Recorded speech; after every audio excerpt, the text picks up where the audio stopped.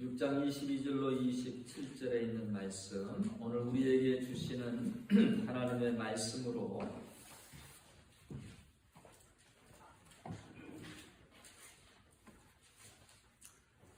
우리 다 함께 봉독하도록 하겠습니다.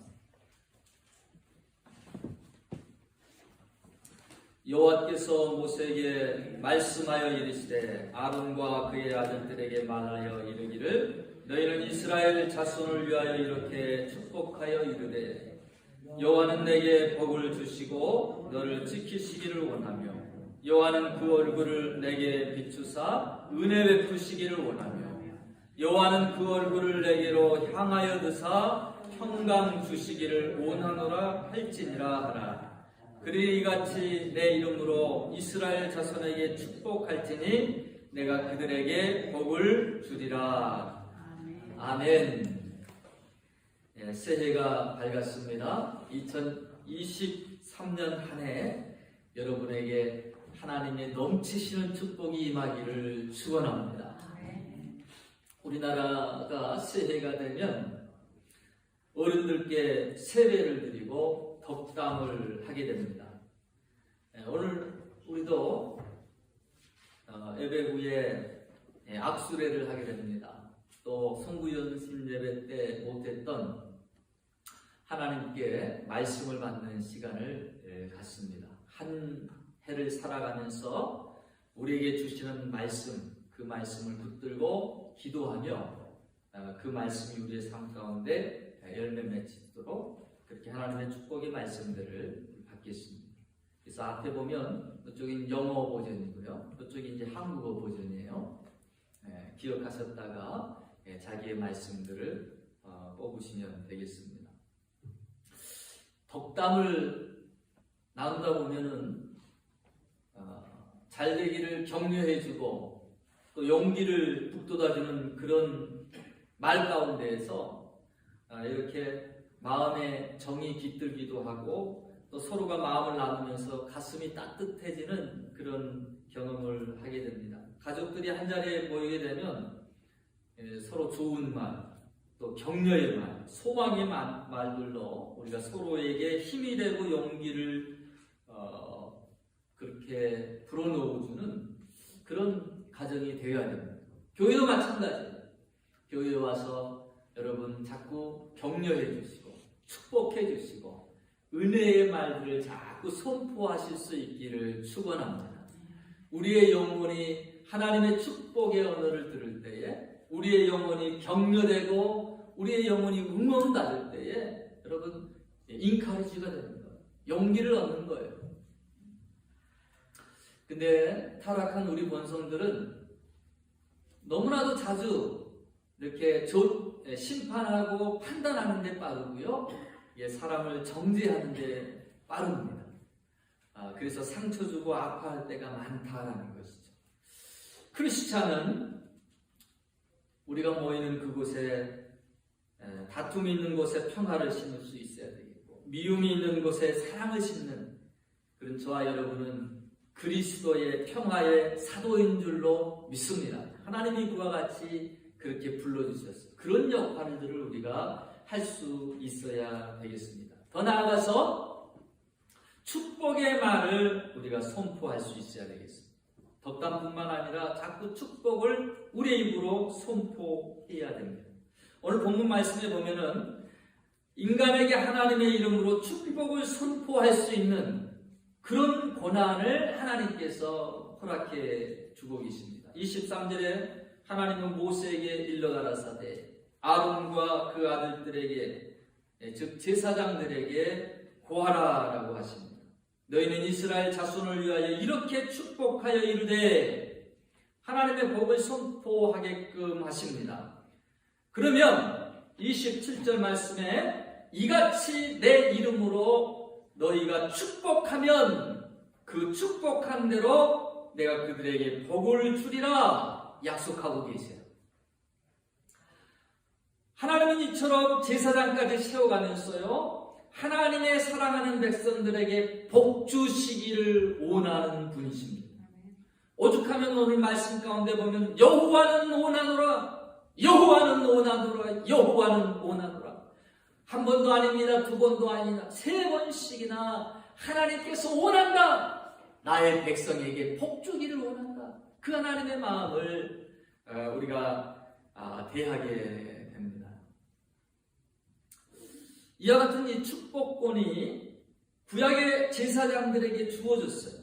하나님께서 제사장들에게 거룩하게 그들을 구별하시고 이 직무를 맡기셨습니다. 민수기서 3장부터 9장까지 보면 무려 7장이 걸쳐가지고 레위인들이 해야 될 직무를 쭉 설명해 주고 있는데요. 이 직무들을 종합해 보면 크게 두 가지로 나눌 수가 있어요. 그 첫 번째가 속죄 사역입니다. 죄 가운데에 백성들이 자기의 죄를 깨끗하게 씻기 위하여 하나님 앞에 나오게 될 때에 제사장들이 그들을 위하여 번제 희생 제사를 드렸습니다. 그리고 두 번째가 오늘 이 본문의 말씀이에요. 백성들에게, 내 백성들에게 축복하라라는 거예요. 오직 제사장들에게 여호와의 이름으로 축복할 수 있는 직무를 주셨습니다. 이것이 그들의 직무였고 또한 특권이었어요.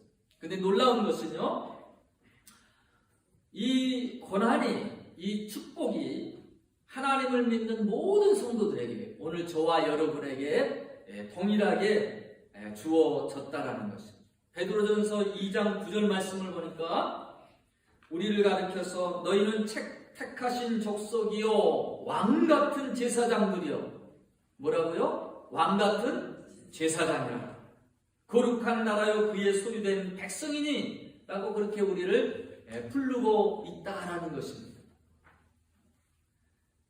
더 이상 한정되어 있는 제사장에게만 나아가서 우리의 죄를 고백하고 죄 용서함 받는 것이 아니라 이제 예수 그리스도께서 십자가를 지시고 보혈을 흘려주신 그 은혜로 말미암아 단번에 희생 제물이 되어주셔서 우리에게 영원히 하나님 앞에 나아갈 수 있는 그 길을 열어주신 예수님으로 말미암아 우리는 누구든지 하나님 앞에 예수 그리스도의 보혈을 의지하여 나아갈 수 있습니다.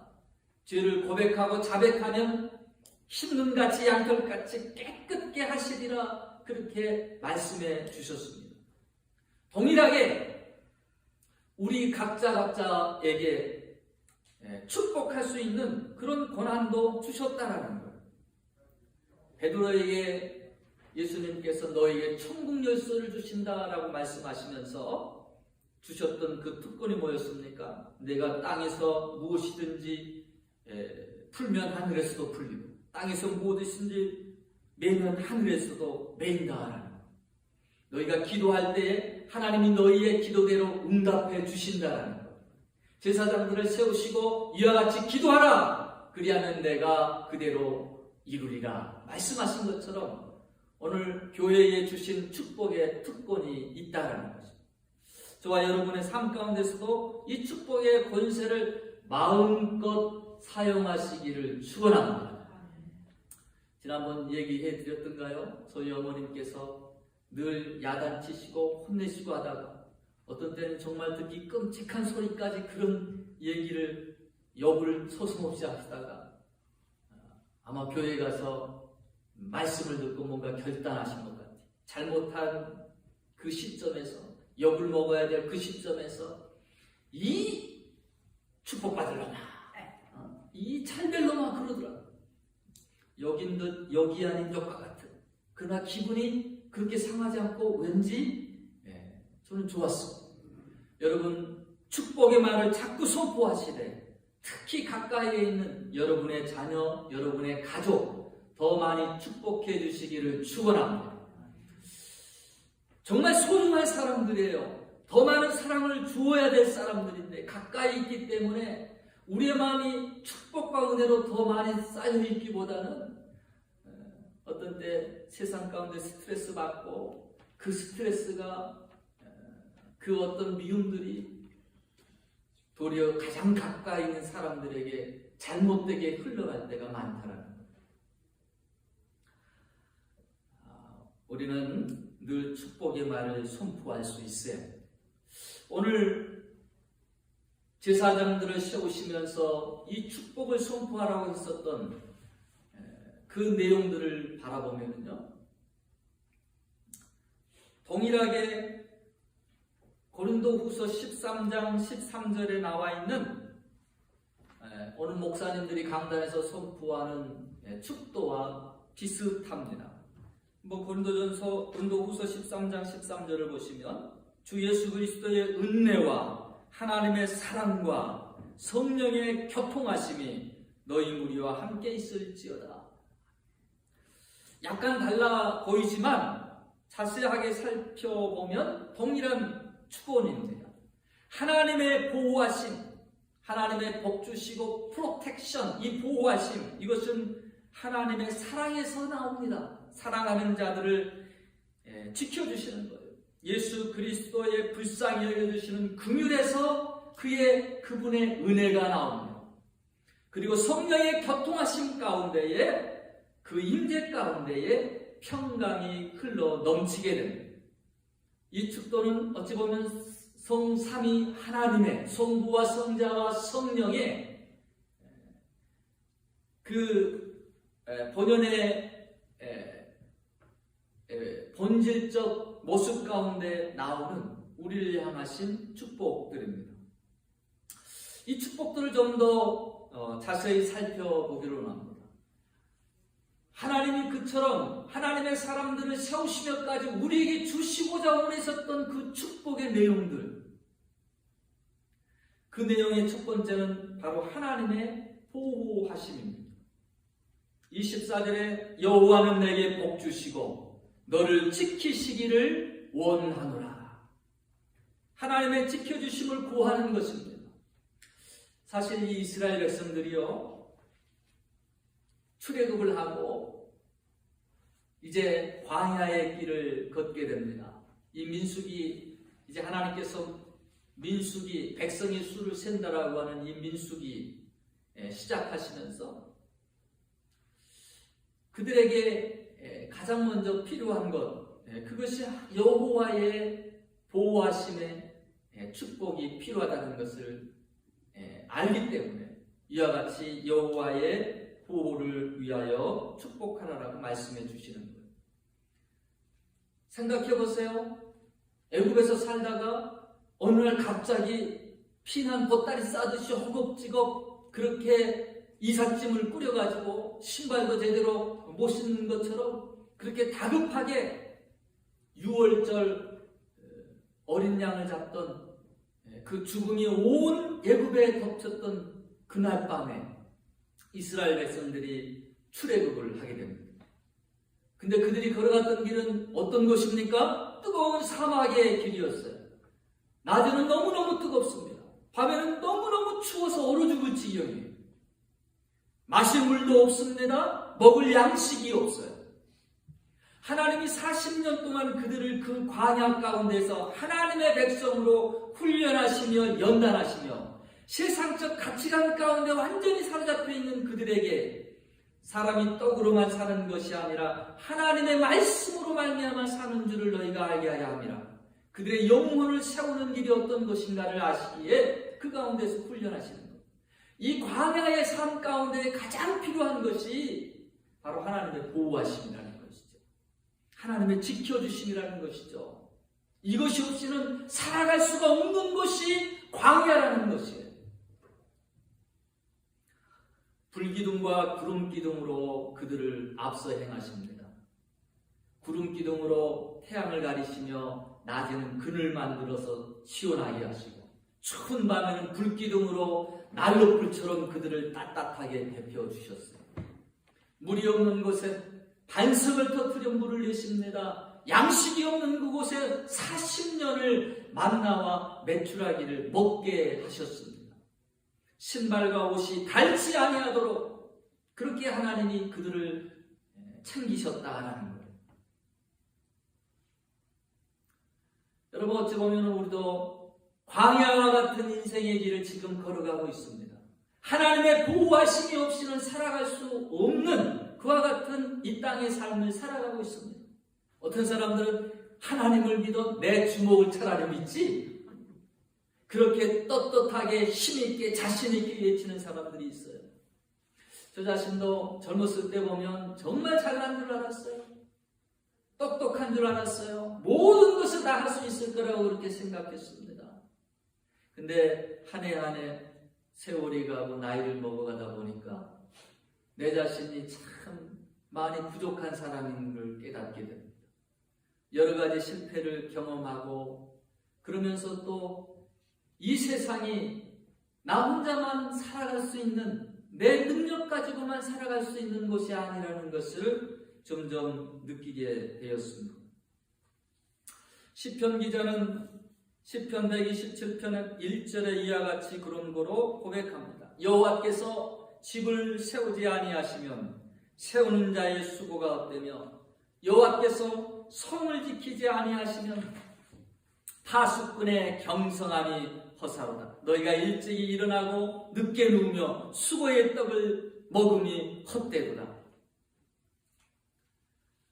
여러분, 우리가 아무리 수고하고 노력한다 할지라도 하나님이 그 수고에 함께해 주셔야 아름다운 열매가 맺혀지는 줄로 믿습니다. 이 땅의 모든 사람들이 얼마나 열심히 살아가는지 몰라요. 내가 축복을 얻은 것이 여러분 내 스스로 똑똑해서 내가 열심히 일해서라고 생각되십니까? 아닙니다. 그 가운데 하나님이 도와주셨기 때문인 줄로 믿습니다. 여호와께서 함께해 주셨기 때문이랍니다. 여호와의 보호하심, 이 여호와의 보호하심은 광야의 삶과 같은 우리의 인생들에게 동일하게 필요한 것입니다. 하나님께서 여호와의 이 프로텍션을, 하나님의 지켜주심을 이 광야의 삶 가운데에서, 광야 같은 인생의 삶 가운데에서 제일 먼저 기도하도록, 제일 먼저 축복하도록 그렇게 일러주셨습니다. 두 번째로는 하나님의 은혜입니다. 25절 말씀 보니까 여호와는 그 얼굴로 내게 비추사 은혜 베푸시기를 원하노라. 여러분, 우리가 원칙대로 따지고 행위대로 만약에 우리 자신을 그렇게 심판한다면 저와 여러분은 축복보다는 심판과 저주가 임하기에 합당한 인생들입니다. 어둠의 권세를 쫓는 그런 모습들이 우리에게 있었고 본질상 진노의 자녀였다라고 말해주고 있습니다. 하나님의 은혜가 필요한 자들입니다. 받을 만한 자격이 없습니다. 하나님이 은혜를 베풀어 주셔야, 용서해 주셔야, 긍휼히 여겨 주셔야 그렇게 살아갈 수 있는 존재라는 것입니다. 그것이 은혜입니다. 옛날에 한국에 이름이 있었던 정말 살인범으로 또 탈옥해서 한때 신출귀몰해가지고 얼마나 잘 도망다니는지 경찰들이 잡으려고 무척 노력했던 도둑질을 했던 그 이름 신창원이라는 사람이 있었어요. 그의 어린 시절에 대한 이야기를 어느 신문에서 읽어보았습니다. 어머니가 일찍 세상을 떠났고요. 아버지는 신창원을 키울 때에 엄하게 키우셨습니다. 남의 밭에서 수박 하나 슬쩍 훔쳐 먹었는데 버릇은 어렸을 때 잡아야 된다라고 경찰서에 얘를 갖다가 신고해버렸어요. 소년원에 가가지고 아버지의 바람대로 뭐 자기 죄 회개하고 잘 컸으면 얼마나 좋겠습니까? 근데 얘가 도리어 성격이 좋아지기는커녕 더 나쁜 애들하고 섞이면서 다른 범죄들을 배우고 그 다음에 계속해서 그 후에도 범죄를 저지르게 되면서 그와 같은 사람이 되게 되었다는 것입니다. 여러분, 사람은 매로만 다스릴 수가 없습니다. 사람은 용서가 상처를 그렇게 필요한 존재이고 그와 같은 사랑을 통해서 또 아픔들이 씻겨지고 어루만져진다라는 것. 은혜를 경험해보지 못한 사람들은 강팍하게 되어 있습니다. 우리 모든 사람들에게 은혜가 필요한 것입니다. 마치 태양빛이 있어가지고 식물이 광합성을 작용을 잘해서 성장하고 자라날 수 있는 것처럼 오늘 말씀해 보니까 여호와는 그 얼굴로 내게 비추사 하나님의 은혜의 빛이 비춰져야 영혼이 살아날 수 있기 때문에 하나님의 은혜를 구하라라고 그렇게 말씀해 주고 있습니다. 하나님의 은혜가 필요한 거예요. 우리 하나님은 은혜가 풍성하신 분이십니다. 할렐루야. 시편 86편 15절에 보니까 주는 긍휼히 여기시며 은혜를 베푸시며 노하기를 더디하시며 인자와 진실 풍성하신 하나님이시여. 이사야서 30장 18절에 보니까 여호와께서 기다리시나니 이는 너희에게 은혜 베풀려 하시며 일어나시니 이는 저희를 긍휼히 여기심이라.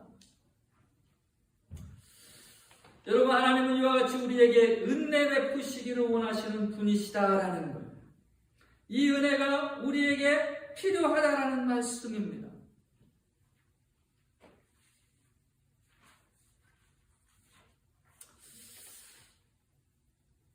마지막으로 세 번째, 하나님께서 오늘 이 축복의 메시지 가운데 일러주셨던 세 번째 축복, 그것은 하나님의 평강입니다. 26절에 여호와는 그 얼굴을 내게로 향하여 드사 평강 주시기를 원하노라.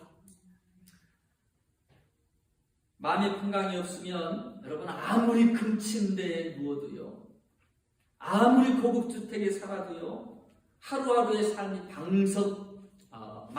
바늘방석 위에 앉아있는 것과 같습니다.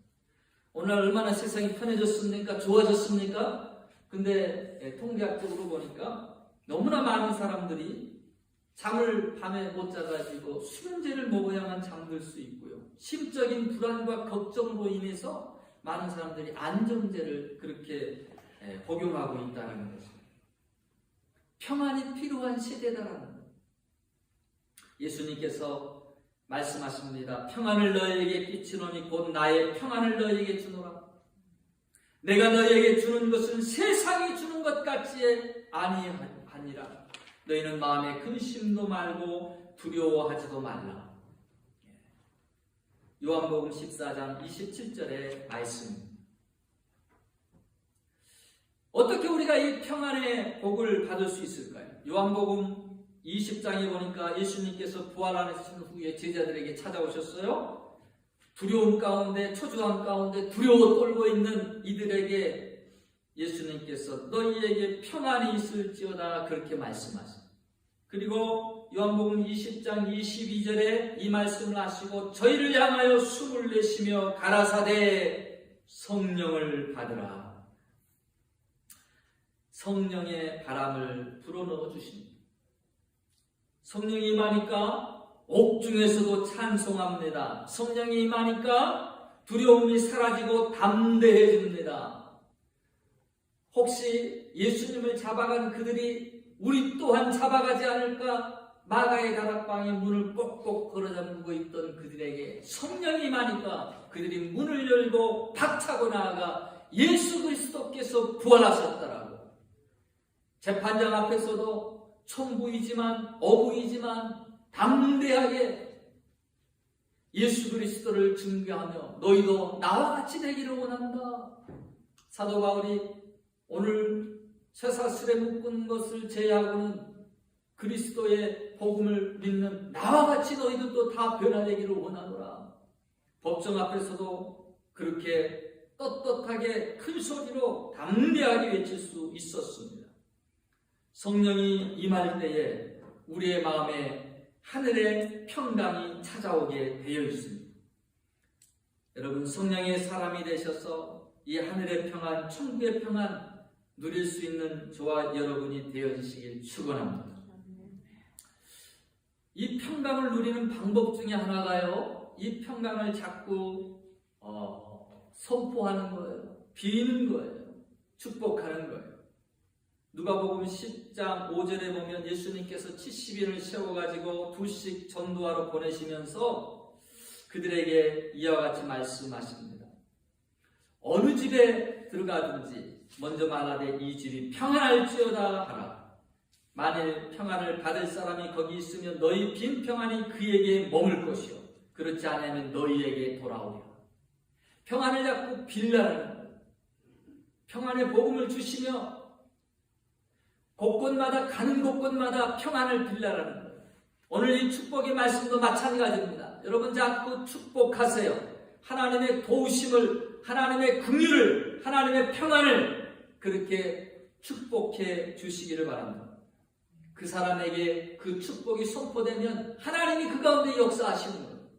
만약 그 사람이 축복받기에 합당치 아니하면 그 빈 평안이 너희에게로 돌아오리라. 그것이 또한 우리가 평안을, 축복을 누리는 하나의 비결입니다. 여러분 보세요. 자꾸 남 비판하고 저주하고 안 좋은 소리 많이 뱉고 보면 내 마음도 강박해지고요.